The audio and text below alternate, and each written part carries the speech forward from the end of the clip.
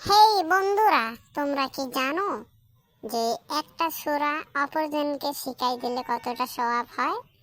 তো তুমি যদি একটা যে কোনো সূরা অপরজনকে শিখাইতে পারো, তাহলে তুমি যতটা সওয়াব পাবা, ও ওটা একবার তেলাওয়াত করলে ওই পরিমাণ সওয়াব তোমার আমলনামায় যুক্ত হবে। ঠিক আছে, তো চলো, তোমরা কি সূরাটা পারো?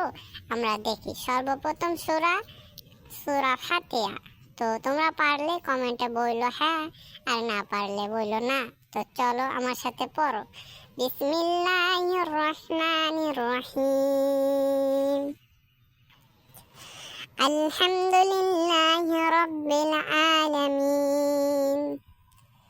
আর রহমানির রহিম। মালিকি ইয়াউমিদ্দিন। إياك نعبد وإياك نستعين.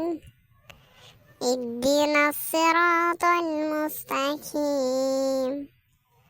صراط الذين أنعمت عليهم غير المغضوب عليهم ولا الضالين.